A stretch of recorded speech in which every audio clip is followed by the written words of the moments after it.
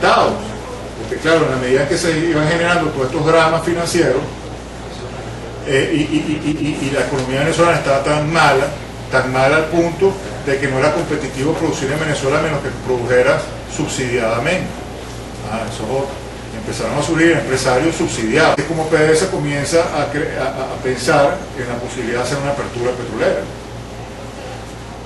Esa apertura petrolera empieza a discutirse entonces muy seriamente en 1989,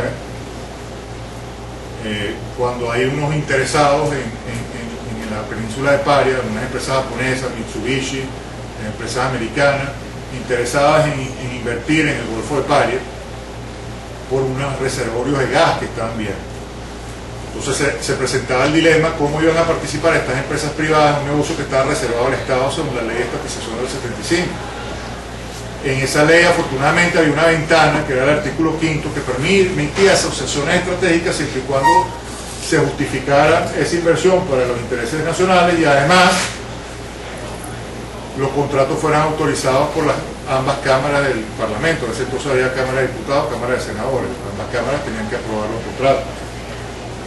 La Corte Suprema de Justicia vio el caso y dijo que sí se podía hacer, y así nace la apertura petrolera.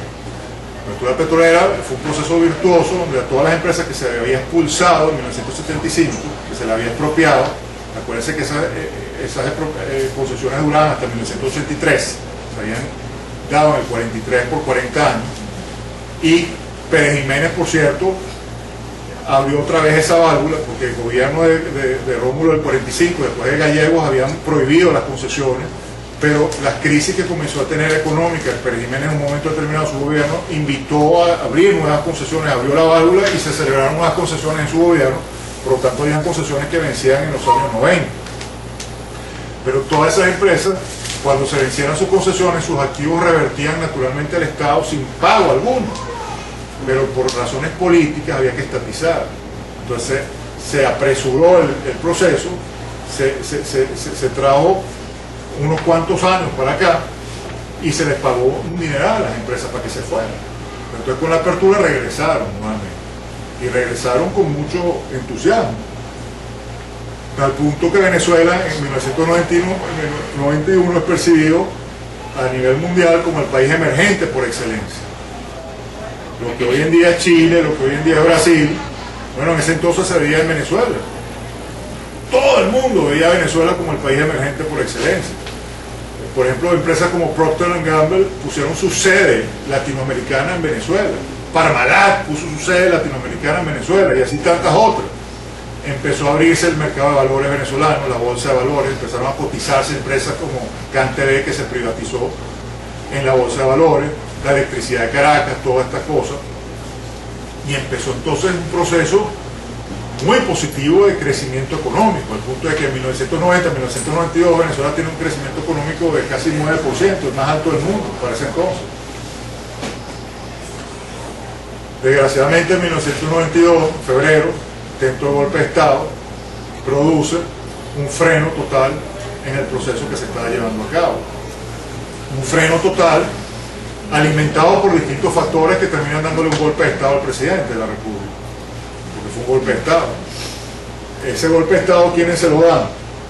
Por un lado, para poder producir este crecimiento económico había que acabar la mentira, había que eliminar la ficción, había que traer la realidad al presente, había que acabar con los aranceles, había que acabar con los subsidios, había que privatizar las empresas públicas quebradas y habría que generar una economía competitiva, donde el mejor ganara y el peor saliera del juego. Ese es el juego, pues tan simple como eso. Los empresarios subsidiados, protegidos, no querían que eso pasara. A nivel de Acción Democrática, que era el partido de gobierno, había mucho malestar porque el presidente de la República se asoció, se relacionó con tecnócratas, con gente que venía de la Universidad de IESA, de la Universidad Central, de la Universidad Simón Bolívar, gente muy conocida, muy experta, muy especializada en sus temas. El gabinete más prestigioso que ha tenido Venezuela en toda su historia, ese gabinete del segundo gobierno de Carlos Andrés Pérez. Cada gente ilustre, bueno, al punto que hoy en día son profesores en Yale, en Harvard, uno de ellos es presidente del Foreign Foreign Policy, que es una de las revistas más prestigiosas políticas de los Estados Unidos, que es Moisés Naim. Todos esos personajes vinieron de esa época, del gabinete de Carlos Andrés. Pero entonces los empresarios empiezan a conspirar contra él.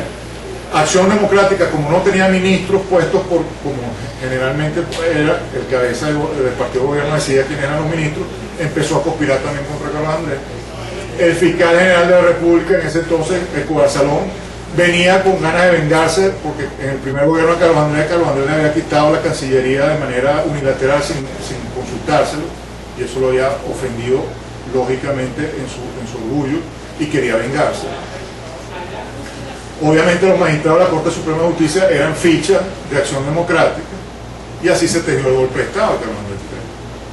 Tumbaron a Carlos Andrés Pérez, le dieron golpe de Estado y acabaron con el plan económico, volviendo a lo peor de los años 70.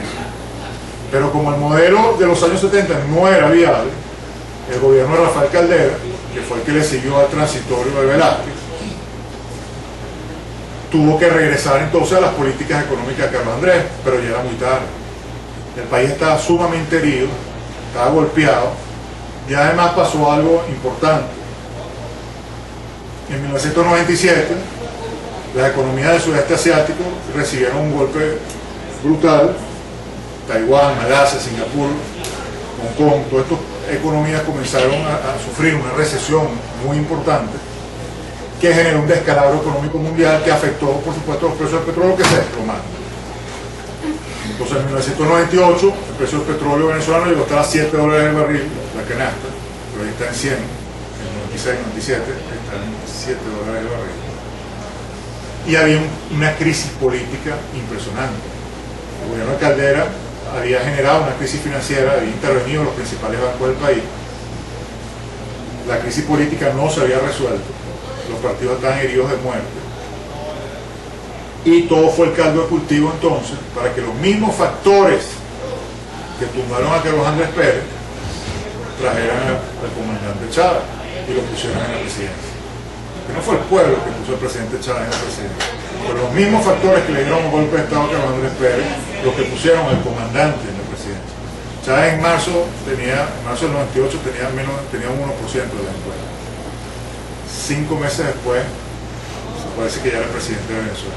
Y fue porque le dieron financiamiento, porque le dieron viajes internacionales, porque le dieron presencia mediática, porque le dieron presencia en toda la institucionalidad venezolana. Lo invitaron a Benacham, lo invitaron a Fede Cámara, lo invitaron a todos sitios y lo trataron como un estadista. Y le dieron la presidencia. Entonces llega el comandante y pasa algo interesante. Cuando se desploman los precios del petróleo, por un lado, por supuesto, la causa es recesión mundial, pero y aquí viene la paradoja, la misma caída de los precios del petróleo genera una rapidez en la recuperación económica de economías industrializadas. El precio del petróleo bajo produce que las economías se fortalezcan más rápido, porque todo es más barato. Pero ¿qué sucede? Que cuando caen los precios del petróleo, lugares muy costosos de producir tienen que ser cerrados, proyectos tienen que ser paralizados, petróleo tiene que dejar de circular. Cuando se empiezan a recuperar las economías, automáticamente aumenta la demanda de petróleo, pero como se paralizaron muchos proyectos, no puede abrirse la válvula a la misma rapidez que la demanda. Entonces empieza a haber una demanda vertiginosa y no hay suficiente oferta, y el precio se dispara otra vez hacia arriba, brinca hacia arriba. Y eso fue exactamente lo que pasó en el año 2000, 99-2000. El precio empezó a recuperarse como consecuencia de la misma recuperación económica. Después, por supuesto, vino el desplome de las Torres Gemelas, el ataque a Irak, y la salida entonces de juego de 3 millones de barriles de petróleo, que también contribuyó muchísimo a que el precio se elevara en sus cotizaciones. Eso entonces fue aprovechado por el régimen del comandante. ¿Para qué?